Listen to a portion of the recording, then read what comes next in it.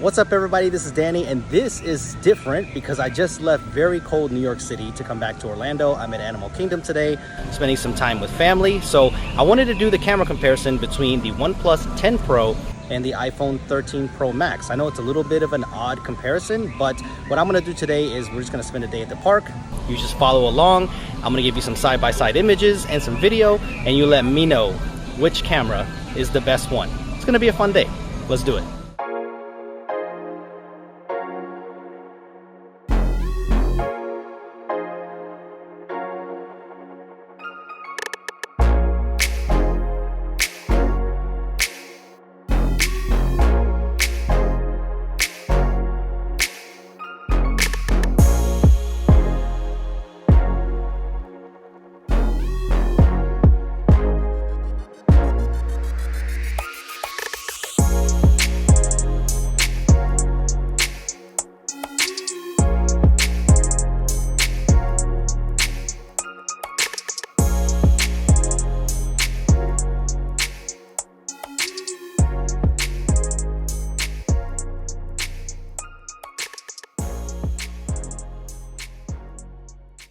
There are a few things that I noticed while looking at all the pictures that I took on this day.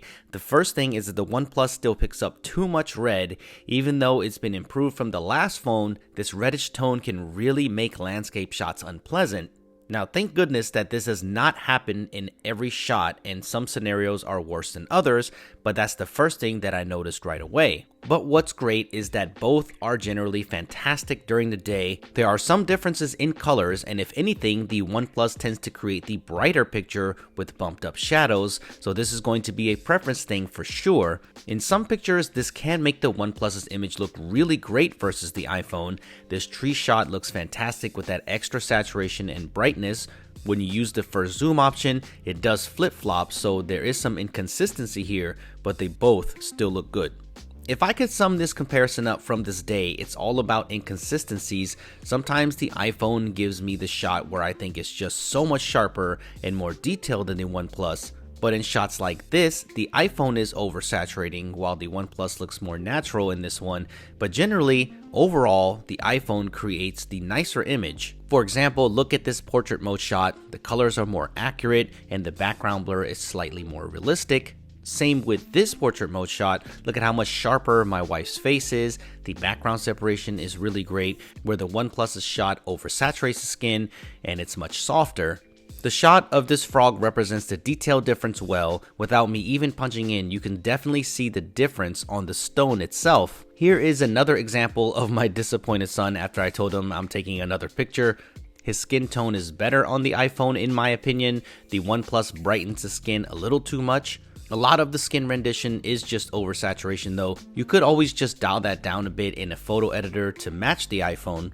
But in certain scenarios, the OnePlus does have the advantage. First off, it does have a bigger zoom range. The dynamic range is a little weird on the OnePlus 10 Pro, so it does need some software updates, and I will show you why I say that in just a little bit. The iPhone's maximum zoom is 15x digital, where the OnePlus goes all the way up to 30x digital, so if zoom matters, then the OnePlus is something to consider. But dynamic range is a weird thing when it comes to the iPhone. I found that if you are using the ultra wide, I get a lot of times where the HDR trips up and leaves blown out areas. It doesn't do this on every shot, but I did notice it on multiple shots, so I hope this is fixed in a future software update. The OnePlus also does this sometimes, so it's not limited to the iPhone, so take a look at here. But what's crazy is that sometimes this also happens on the main sensor as well. The iPhone Smart HDR tries to balance the entire image, but really crushes the shadows here, where the OnePlus 10 Pro's HDR really shines in this shot. It's pretty much better in every way, and this one is mind-blowing. The iPhone does control the bright sun better here, but everything else is completely crushed, so you would think that this was nighttime with the iPhone's rendition, where the OnePlus, wow, really nailed this shot. So when the OnePlus 10 Pro hits, it really hits. But I do have to say, when the iPhone nails it, it looks fantastic as well, like this running portrait mode shot of my daughter. The HDR is on point here, so let's hope that both of these see some future software updates to improve the consistency. Also, don't forget that you have a high resolution mode on the ultra wide angle and main cameras on the OnePlus 10 Pro. This is a 50 megapixel shot.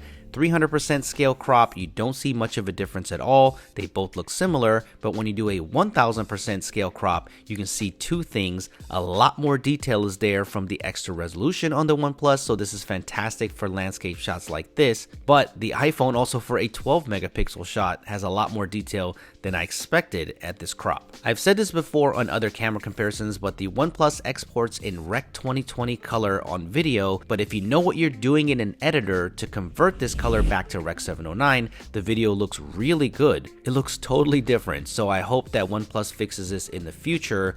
Sometimes this extra saturation can help the video, like this one. I didn't touch the colors at all, and this looks awesome on the OnePlus besides crushing some of the shadows with the extra contrast here, but I actually prefer this. But when it comes to overall colors and scenario, here is a light flare test. The iPhone does have more pronounced light reflections, so you might notice that when you're shooting against bright lights, but it does a better job of picking up this golden hour moment with slightly higher dynamic range, so let me know which one that you like better. To make things even more confusing for OnePlus users, if you shoot in 8K, the colors aren't out of whack, but it does look washed out from the lack of contrast, where the iPhone looks great. It's still the best video on a smartphone, and we will see that later on with low light performance.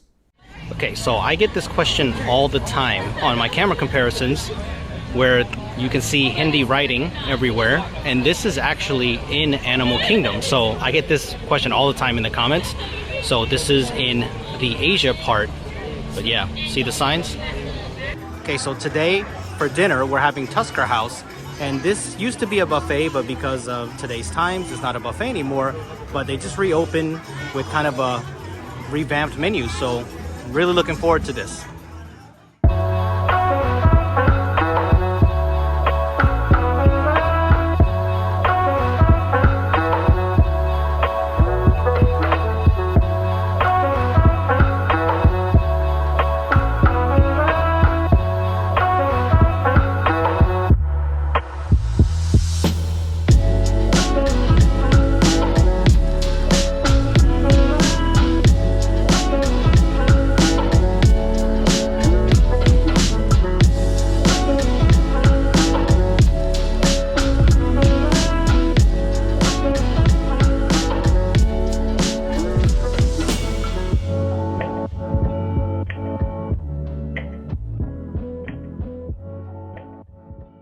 The nighttime is a little easier to talk about because the OnePlus 10 Pro's extra red pickup and white balance can really make some of the images look unpleasant, especially with this night mode shot of my son. The lighting is warm and it's really dark in this area, but the iPhones just look so much better.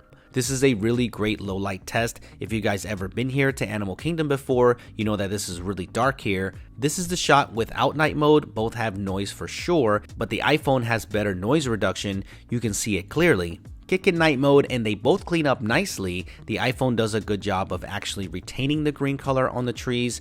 Then punch in and you can see that the iPhone's image is clean and mostly free of noise. The OnePlus shot is sharpened more and allowing some noise, so the trees are crisper, but let me know if you like that better in the comments below.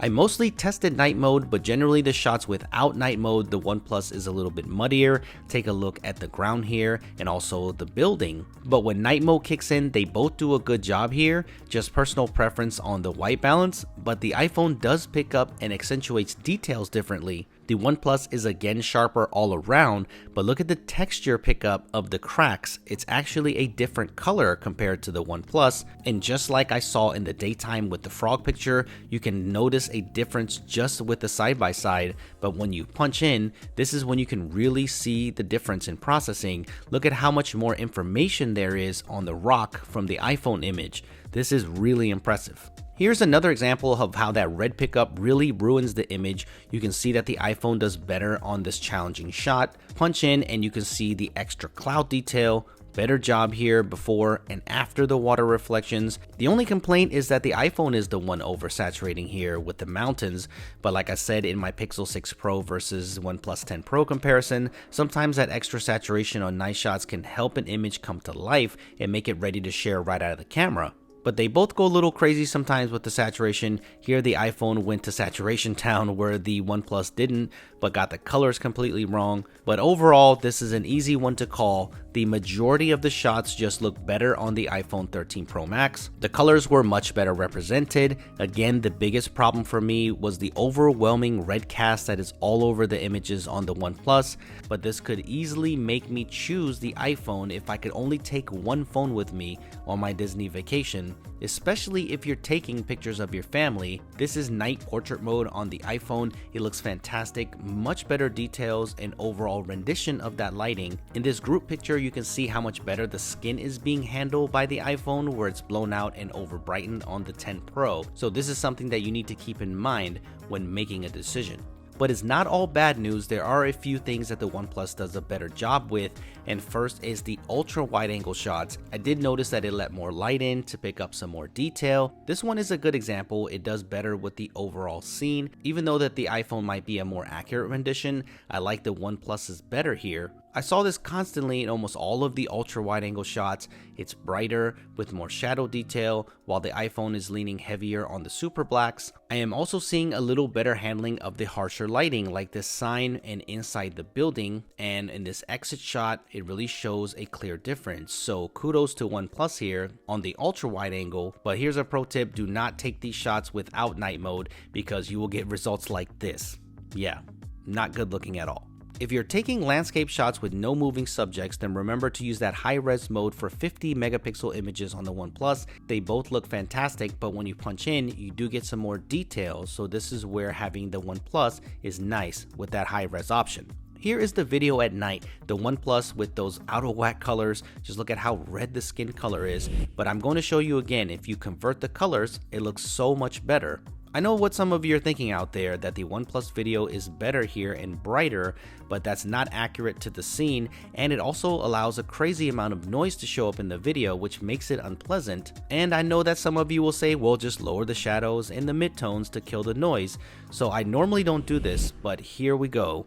And yeah, it does look a lot better, but I wanted to do this to show you that if you punch in, you could still see a ton of noise with the OnePlus. So video definitely not created equal, but this is expected. The iPhone really does have the best video on a smartphone still at this time. So that about does it. Some interesting finds on the daytime. The OnePlus can impress when HDR hits hard, so with some software updates, the daytime could be solid with the OnePlus 10 Pro. Now this is the Chinese version that I picked up from 28mobile.com, so this could change with the global release, so make sure you subscribe to the channel so you don't miss camera comparisons like this one. But if I had to choose just one phone to take with me on vacation, I would still choose the iPhone 13 Pro Max overall because of its better nighttime performance and video. They both have their ups and downs, but I think that the iPhone 13 Pro Max takes this one. So there we go. Let me know if you agree or disagree in the comments. Thanks for watching, and I'll see you guys in the next one.